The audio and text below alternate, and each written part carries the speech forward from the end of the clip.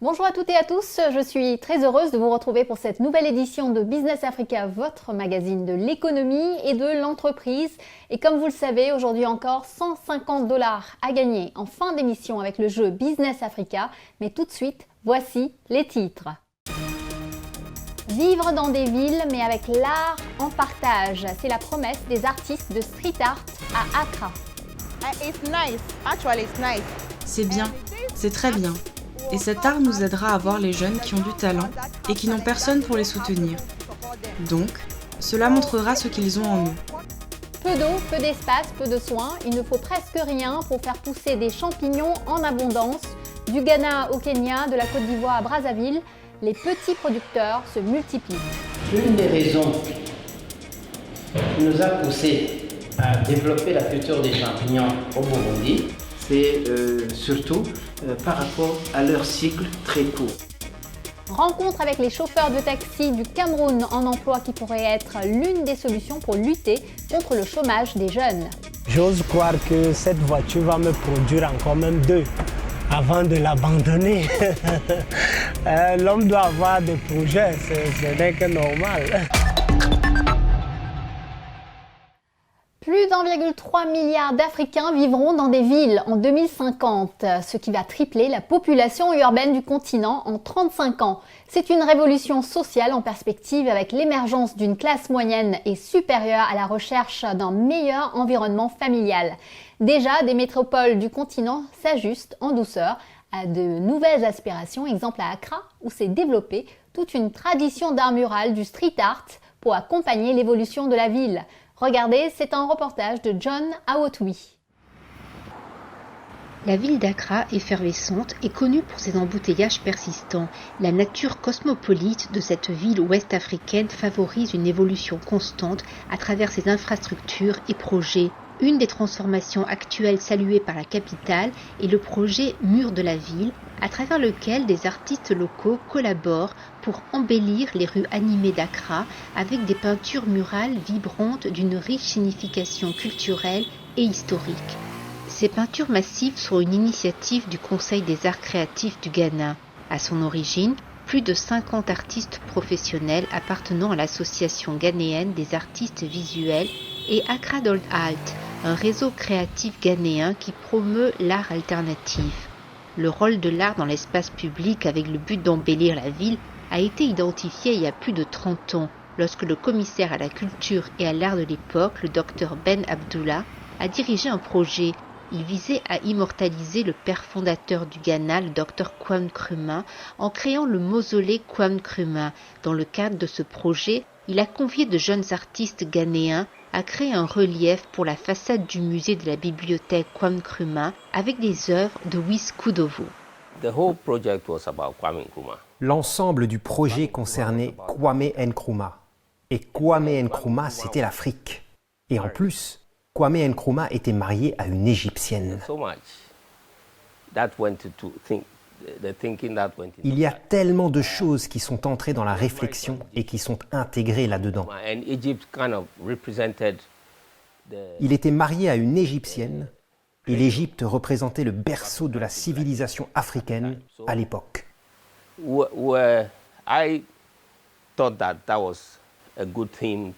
Alors j'ai pensé que c'était un bon thème pour développer ce relief. Alors j'ai mis en place le dessin qui reflétait tout cela. Aujourd'hui, des peintres renommés du Ghana placent cet art expressif dans les espaces publics en utilisant les façades en béton des différents passages supérieurs autour d'Accra comme toile.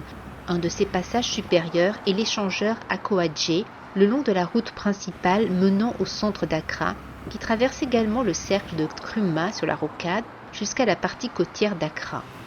Les peintures sont centrées sur la culture traditionnelle et les portraits historiques.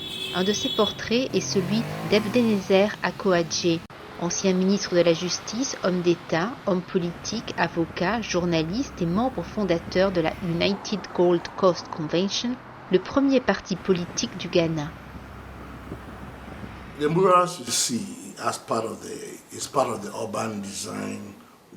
Les peintures murales que vous voyez font partie du travail de design urbain pour embellir la ville.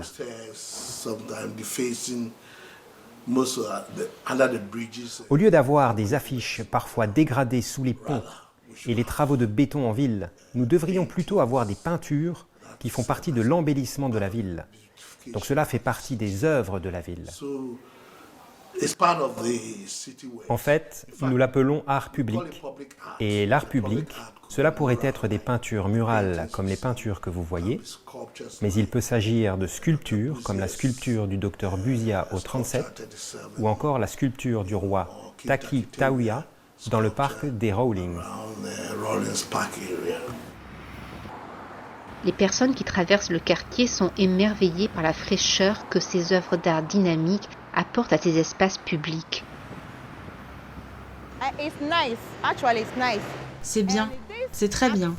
Et cet art nous aidera à voir les jeunes qui ont du talent et qui n'ont personne pour les soutenir. Donc, cela montrera ce qu'ils ont en eux. Certains d'entre eux ont peut-être terminé leurs études universitaires et n'ont pas d'emploi. Mais montrer ce talent nous aidera simplement à le savoir.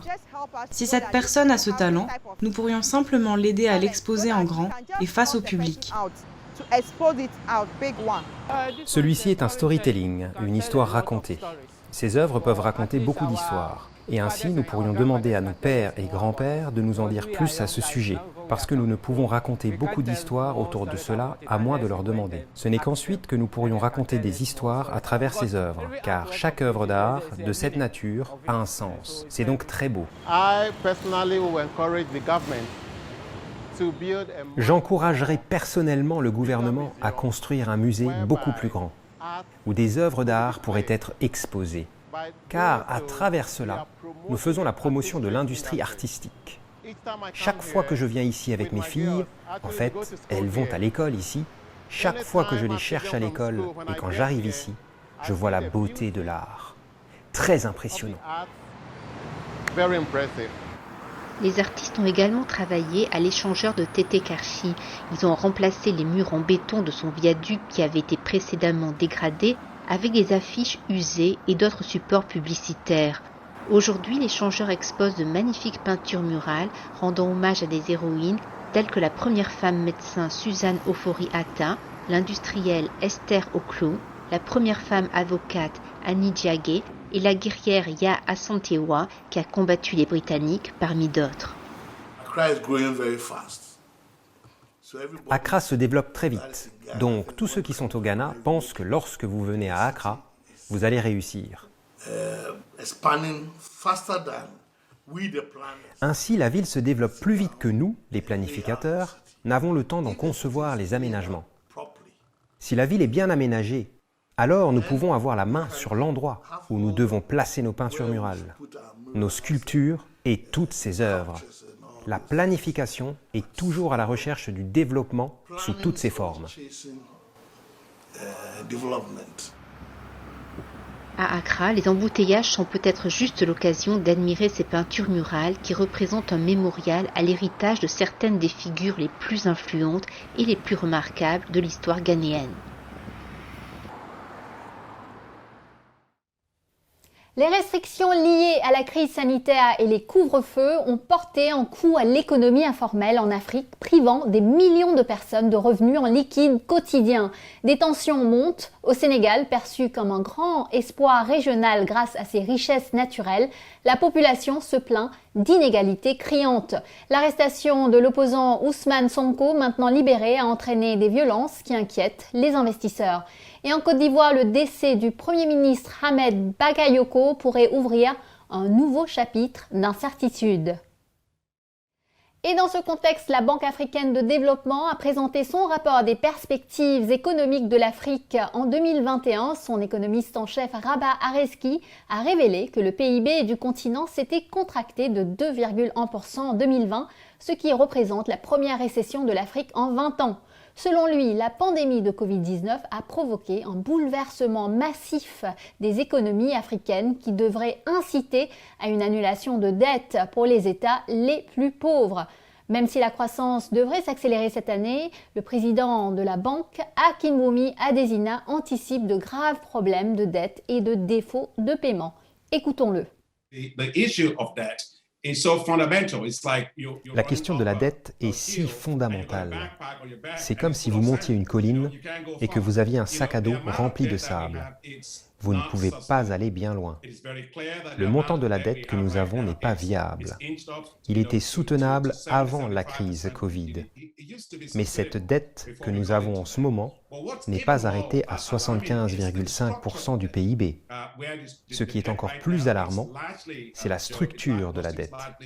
La dette en ce moment est largement dans les mains des créanciers commerciaux. Près de 337 milliards de dollars entre les mains des créanciers privés, mais en plus, sans être sous la forme de titrisation. C'est donc très inquiétant.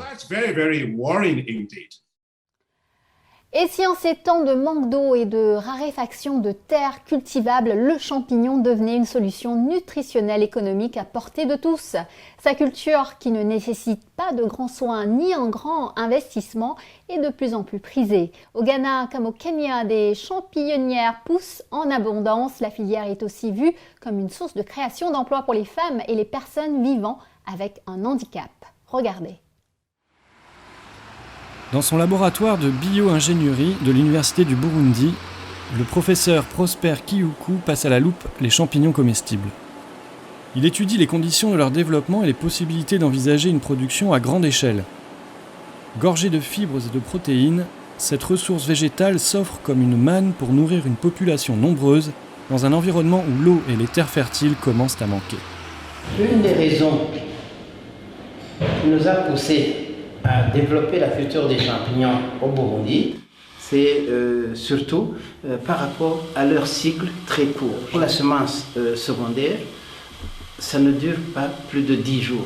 Pour la semence tertiaire, ça ne dure pas plus de 15 jours. Une autre particularité de la culture des champignons, c'est que c'est une culture qui se fait en conditions hors sol. Vous voyez par exemple qu'il y a moyen de cultiver en bas, de cultiver au milieu, de cultiver en haut, de manière à ce qu'on puisse vraiment maximiser donc, les espaces disponibles. Vous n'êtes pas sans ignorer qu'une des contraintes à laquelle font face les agriculteurs burundais, c'est un manque d'espace de culture. Mushroom is a good thing to grow because c'est bien de cultiver des champignons parce qu'on peut recycler des déchets ménagers pour les faire pousser.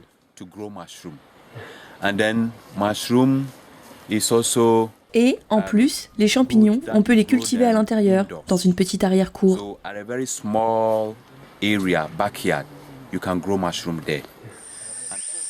La culture du champignon se développe petit à petit à travers l'Afrique.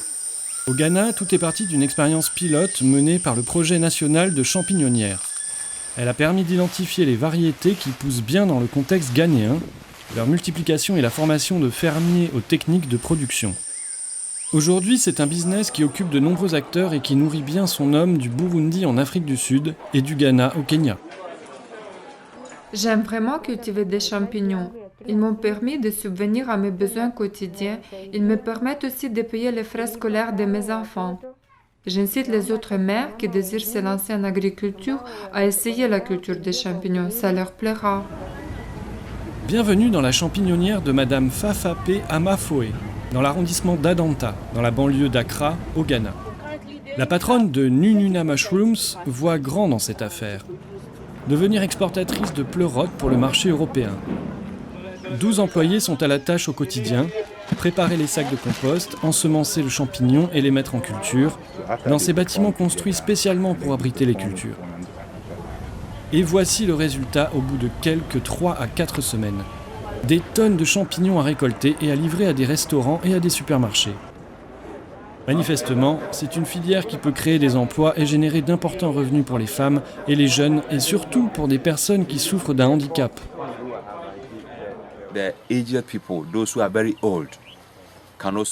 Les gens plus âgés peuvent travailler sur la récolte des champignons. Simplement, il faut acheter des sacs et un petit local avec quelques outils. Le champignon, c'est donc très facile à produire, mais tout aussi bon à manger. Avec sa faible teneur en sucre et en graisse, c'est du pain béni pour les personnes qui souffrent de diabète et d'hypertension, des maladies qui sont devenues un réel problème de santé publique. Ce grilleur prépare des brochettes de champignons, plus précisément du kebab de champignons, et c'est très bon. De nombreuses autres recettes intègrent cette matière première. Des pizzas aux champignons, du pain aux champignons et même des chips aux champignons. Un vaste marché s'ouvre donc au niveau local pour assurer un écoulement rapide de la production locale. Again, mushroom is also very nutritious. When you continue taking mushroom, it can heal. Les champignons sont très nutritifs et ils peuvent aussi guérir certaines maladies. And also, you can also use mushroom just to substitute other. Les champignons peuvent remplacer la viande dans les mets. Buy a lot. Maybe they spend a lot of money to buy goat, sheep. Les gens dépensent beaucoup pour acheter un bon morceau de mouton quand on peut utiliser des champignons. That people, when you start using it, then Ça vous maintient en forme et c'est super bon pour les enfants aussi. it's also for kids. L'Union européenne accompagne la filière dans son développement et surtout dans la production d'une offre de qualité. Ici se construit un laboratoire de contrôle de la qualité du champignon qui servira également de centre de formation des fermiers. Et là, c'est un centre de conseil et d'accompagnement à l'exportation qui se met en place. Madame Fafapé devrait pouvoir profiter de cette plateforme d'excellence pour obtenir une certification qui lui ouvrira un accès au marché très rémunérateur de l'Europe. D'autres femmes sont mobilisées pour transformer le champignon et favoriser sa consommation locale. En tout, l'Union européenne prévoit un investissement de 820 000 € d'ici 2020. Ces appuis devraient contribuer à booster la production de champignons de 20% dans la municipalité d'Adanta.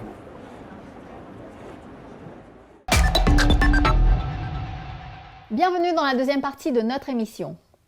Le ralentissement économique post-Covid était attendu. Cela n'a pas empêché les chiffres de la croissance sud-africaine d'inquiéter. Le gouvernement de Pretoria a annoncé que l'économie du pays s'était contractée de 7% contre une expansion de 0,2% en 2019. En cause, des contraintes persistantes comme les pénuries d'électricité, les vagues répétées de Covid-19 et un agenda de réforme perçu par les analystes comme trop peu dynamique. Sur les 304 millions de doses de vaccins Covid administrées jusqu'à début mars, seulement 0,2% l'ont été en Afrique subsaharienne, un processus très lent. Aux doses sécurisées par l'Union africaine s'ajoute le programme de mutualisation des vaccins COVAX qui a commencé ses livraisons fin février. La semaine dernière, des négociations à l'Organisation mondiale du commerce n'ont pas réussi à aboutir à la suspension des accords de propriété intellectuelle sur les licences pharmaceutiques. Une suspension qui permettrait pourtant de baisser les coûts, multiplier la production de doses et accélérer la vaccination. Et dans ce contexte incertain de vaccination contre la Covid-19, attention aux escrocs. La police sud-africaine a saisi dans un entrepôt de Johannesburg plusieurs centaines de faux vaccins Covid correspondant à 2400 doses ainsi que des faux masques. 4 suspects, 3 Chinois et un Zambien ont été arrêtés. Interpol avait averti en décembre d'un risque accru de fraude criminelle ciblant les vaccins Covid-19. Direction le Cameroun pour notre dernier reportage. Chauffeur de taxi est-il un métier d'avenir? C'est en tout cas un emploi très populaire et toujours en forte demande à Yaoundé où l'on compte des milliers de taxis. Et même si les chauffeurs sont confrontés à de grosses taxes en cas de surcharge, cette activité est rentable et pleine d'avenir comme l'ont constaté Monique Félicité Chuen, Narcisse Sanjong et Simon Ngoumou. L'arrivée des bus n'a pas diminué le nombre de taxis à Yaoundé. Les taximens sont souvent considérés comme des personnes qui ont raté leur vie. Pourtant, ce métier est noble et attire de plus en plus de gens. Jacob travaillait comme chauffeur chez un responsable. À la recherche de l'indépendance, il a acheté ce taxi il y a 2 mois pour en tester la rentabilité. Jusqu'ici, le bilan est positif. C'est vrai, c'est ma voiture et je fais comme si c'était la voiture de quelqu'un. Donc je garde la recette et le reste, tout ce que je peux trouver, c'est-à-dire au-dessus de la recette, c'est ce qui me permet de vivre. Hein? C'est ça, donc c'est bon. Christophe, lui, a été employé taximan pendant plusieurs années. Grâce à ses économies, le voici donc désormais propriétaire de ce taxi, heureux de travailler à son propre compte. C'est depuis 9 ans que je m'en sors. Je me suis fait une petite cabane. J'ai mes 2 petits-enfants. Je m'en sors. Tout n'est pas toujours rose quand on conduit un taxi. Ça demande beaucoup de sacrifices. En plus d'être assis pendant des heures au volant, il faut accepter 100 francs au lieu de 200 francs, le prix normal d'un trajet, et surtout éviter de surcharger sous peine d'amende. Lorsque nous sommes au goudron le matin, par exemple, à 8 heures, il y a les gens, tu te retrouves dans une zone comme Ekounou. Les gens sont habitués sans vomi, sans poste, sans cesser. Tu vois du mal, tu peux même porter 4 clients. Tu as une connaissance. Est-ce que tu vas donc la laisser? Toi, tu mets dans la tête que tu es en train d'aider un Camerounais. Je respecte, je ne surcharge pas, mais il m'arrive de fois, si c'est une distance qui n'est pas très beaucoup, je prends un client, c'est comme ça. Mais je ne le fais pas parce que j'essaie quand même de respecter.